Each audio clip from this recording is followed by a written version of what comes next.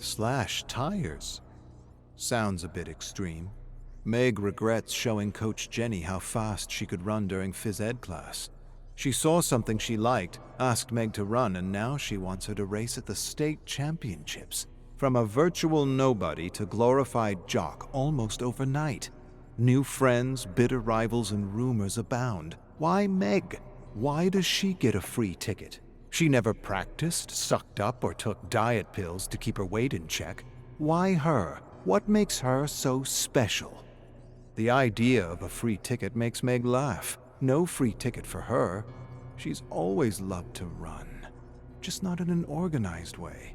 And she's quite certain she put more hours into her passion than anyone else on the team. The team dresses Meg up in a bandit costume with black and white stripes, like a criminal in a silent film. It's so stupid she wants to scream. Two team members argue over the costume and finally decide on dropping the cliché bandit look for a more contemporary supervillain costume. They make a mask and tell her to slash tires near the police station. Then they exchange anxious looks with one another. Sounds less like initiation and more like a way to get her off the team and into a prison cell. Dana gives her a strange look, a dirty look. Seems like she has an upset stomach, gas even. She hates Meg for beating her time and probably wants to see her locked up.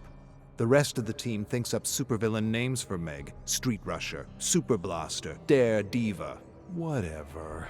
They're all stupid. Just choose a name already.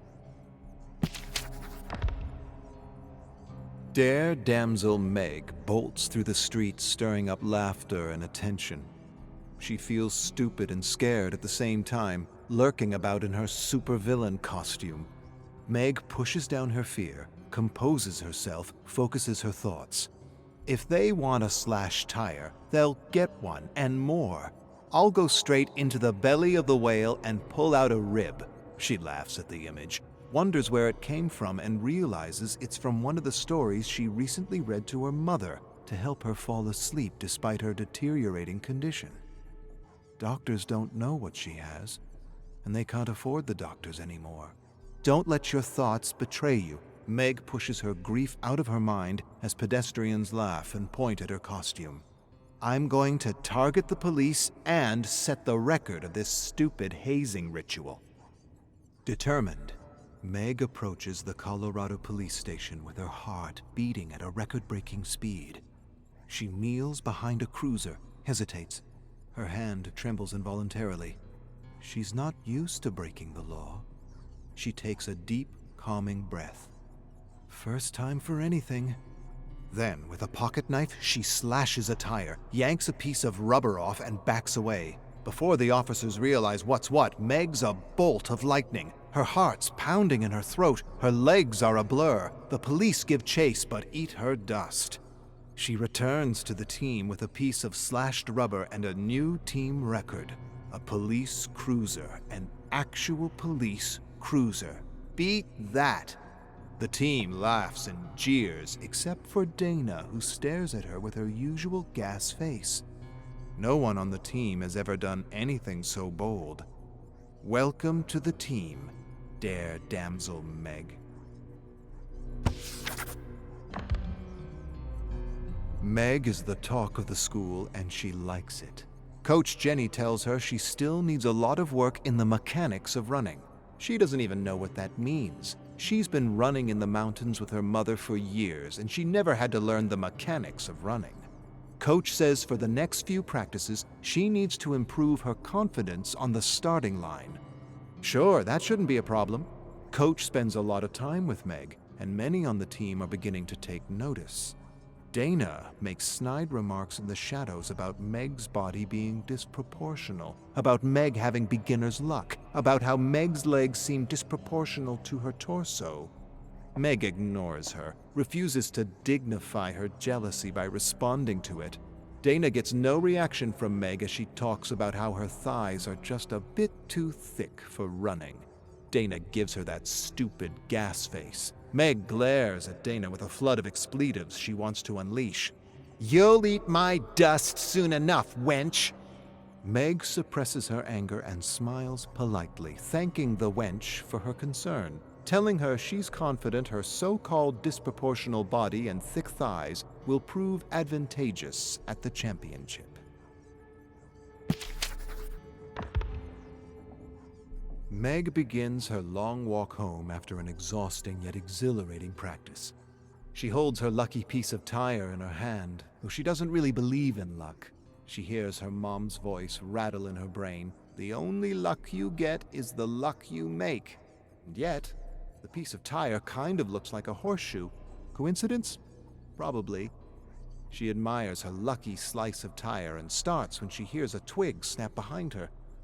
Before she realizes what's happening, she's thrust to the ground by a shadowy figure who stomps on her ankle. Terrible pain shoots up her spine, and she screams for help as the shadow bolts away. Meg screams in agony as she desperately scrambles to her feet. As soon as her wounded foot touches the ground, another sharp pain rushes through her like wildfire, and she collapses. She closes her eyes, gathers herself, suppresses her pain, and reaches around for something, anything, to support her weight. A moment later, she grabs a thick, gnarled branch and shrieks as she forces herself to stand. Every step home is like a hammer smashing at her ankle.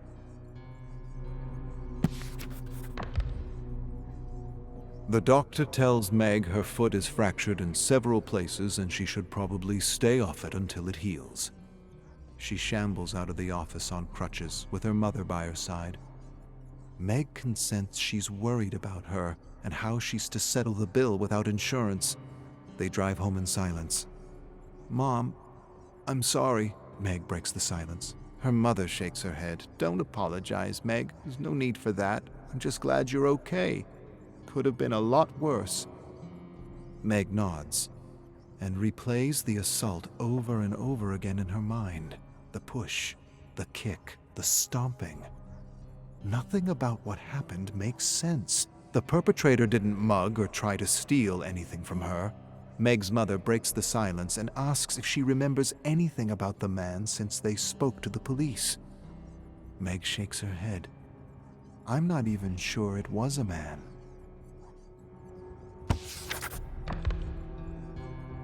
Meg confides in her mother at the kitchen table. She's convinced Dana arranged for someone to wound her to discourage her from running. Anger overwhelms her and she says things she wouldn't normally say. "I want her dead. I want to crush her like a bug. I want her to burn in fucking hell. I would have won that race." Her mother listens to her without judgment and waits for her to calm down. "You're very upset and I understand, but don't. Don't stoop to her level. Don't let her turn you into what you're not. You want revenge? Best revenge is success. Let her know you're the best, even at your worst, and that will be her worst freckin' hell." Meg narrows her eyes on her mother. Her mother squeezes her hand. "If you think you're beaten, you are. If you think you can't, you can't. Life's battles aren't won with speed and strength, but mind and will." Tears fill Meg's eyes, not because of her mother's advice, but because she knows her mother's days are numbered, and this is probably one of their last be-positive pep talks. Her mother hands over a box she pulls from under the table. Meg lifts the lid to reveal a black dress unlike anything she's ever seen or worn. Before she can say anything, her mother laughs. "Not only will you win, but you'll be the jewel of the after-party." Meg feels a lump growing in her throat. "Don't lose all your strength focusing on the negative." Her mother used to be a competitive tennis player. All Meg heard growing up was stories about Billie Jean King. Meg waits for the listen-to-win pep talk she's heard so many times she's lost count. Her mother relates how she would listen to a radio broadcast of King's game to steer her mind away from fear and negativity. "Fill your brain with success so there's no room for anything else." She's prepared a special mix for Meg on her pod. Meg takes the pod and stares at it a moment. A long moment. Then she leaps across the table and embraces her mother and never wants to let go.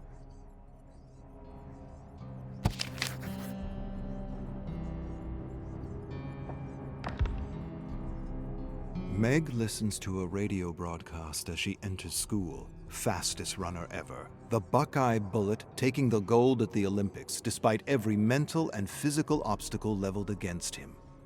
She listens to the same broadcast over and over again. Fill your head with wind so there's no room for fear or doubt.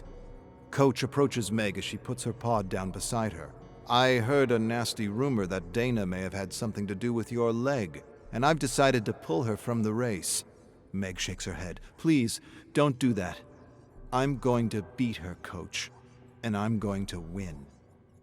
Coach's eyes widen. You're going to do what? You didn't just say you're going to win. You're not actually thinking of running on that foot. Meg hesitates, then lies. Doctor says it's fine and that it's just a little bruised. Coach touches the foot. Meg shrieks. She gives Meg a skeptical look, sighs, says nothing else, and leaves. Dare Damsel Meg grabs her pod, raises the volume of the broadcast, and fills her mind with greatness as the Buckeye Bullet makes the dictator eat his dust.